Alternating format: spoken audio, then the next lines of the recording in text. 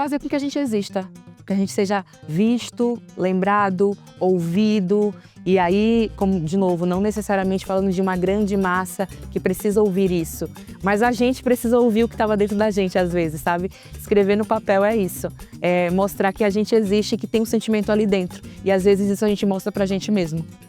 Oi, eu sou a Manabela, a saltera paulistana, e eu estou participando do Tarja Preta.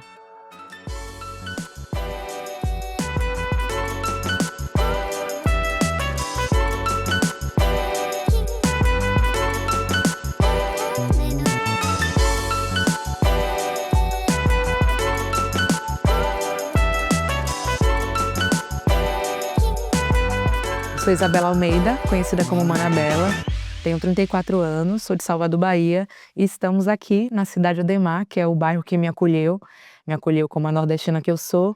Eu sou cantora, poetisa, produtora e educadora. Eu falo que quando eu estava na Bahia eu era artista. Chegando em São Paulo eu tive que virar multiartista, né? Multifacetada, multitarefada. E assim, eu não era produtora, eu sempre fui artista mesmo, artista e educadora. Isso eu tenho certeza que eu sempre fui.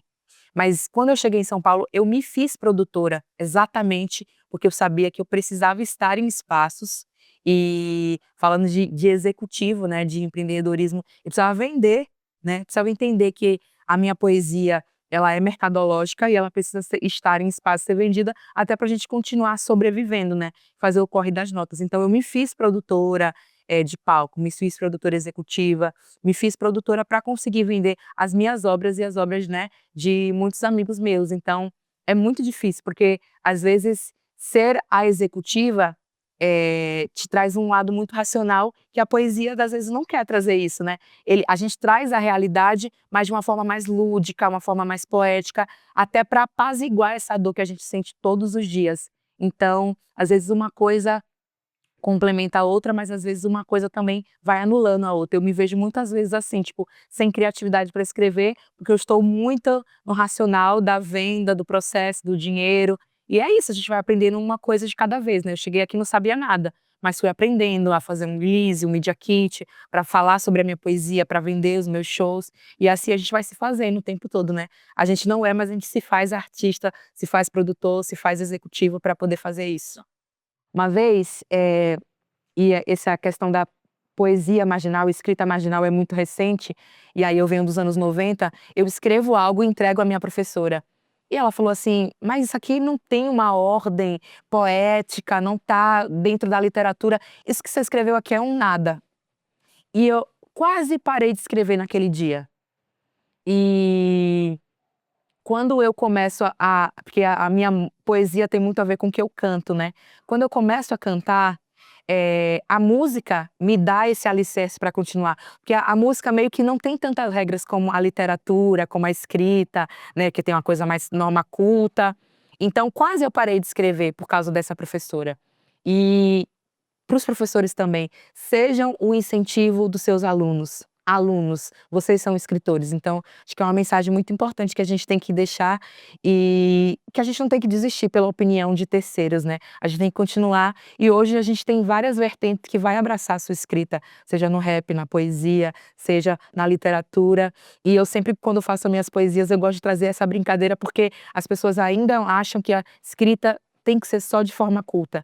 Então eu vou na Fundação Casa e às vezes ela fala, vou falar sobre literatura. Eu falo, tia, eu não gosto de literatura não. Eu falei, mas vocês gostam de quê? Gostam de rap. Eu falei, rap é o quê? Rap é poesia. Eu falei, poesia é o quê? Poesia é literatura. Então vocês gostam de literatura. A gente precisa quebrar esses padrões para que as pessoas possam se sentir abraçados e não se sentir excluídos pelas coisas que a gente gosta de fazer. Revolta dos malês, Revolução Haiti. Cara, gente branca, mesmo assim sobrevivi. Do genocídio que extermina os meus ancestrais. Sankofa simboliza meus passos não volto atrás. Mo do pé, a do pé, minha força, meu assé, minha espiritualidade, mi ori, mi essé. O start é o início para a história começar. Ouçam bem atentos às coisas que vou contar. Na escola aprendemos sobre a escravidão, que a origem do meu povo é a subjugação. Espelho que reflete nossa sociedade. A polícia brasileira está matando mais que o crack. Sem direito no país, tudo uma imposição. O plano da branquitude é a exterminação. reduzindo os parentes, impacto ambiental. Quero terra demarcada, não ao marco temporal. Ouviram lá no Ipiranga, liberdade não ecoou, pátria amada idolatrada à mão do colonizador. Reduzindo o país à terra do carnaval, pão e circo todo dia na telinha nacional.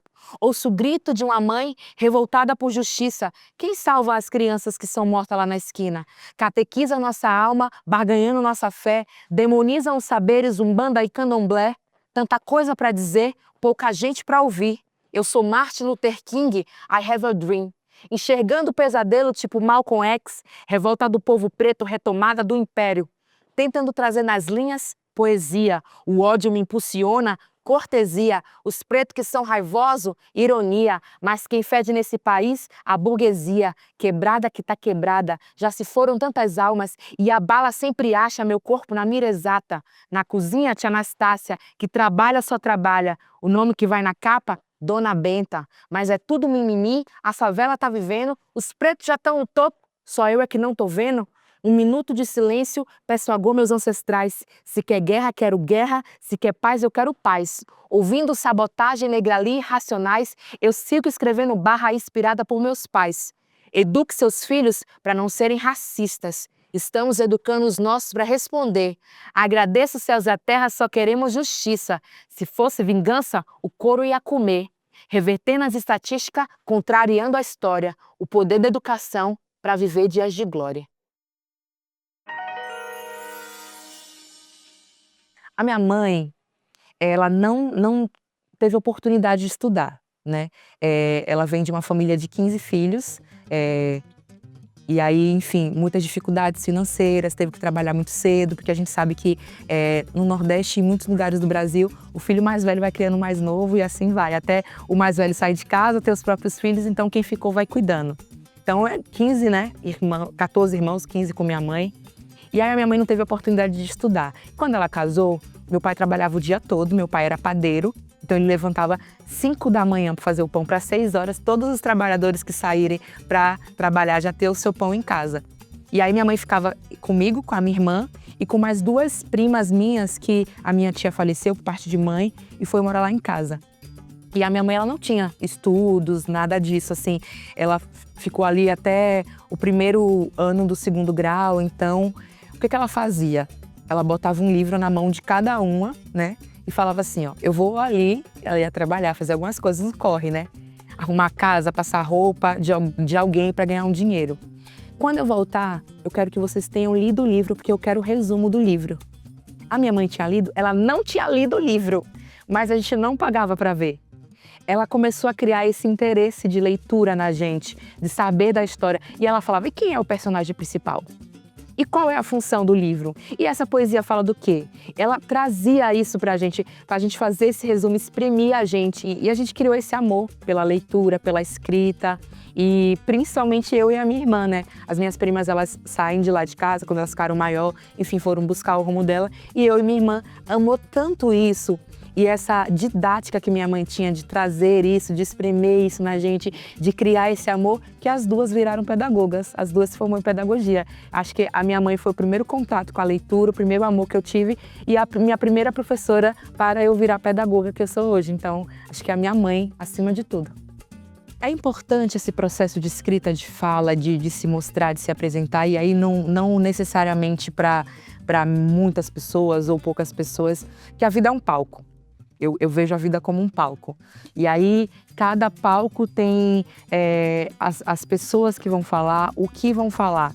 E às vezes, dentro do palco que é a vida, aí vem o hype, a galera do hype. E aí, o palco dele é amplificado para poder falar. E às vezes o nosso não. Então, eu acho que escrever poesias é a forma que a gente tem de criar o nosso palco particular para falar quem somos e para mostrar que existimos.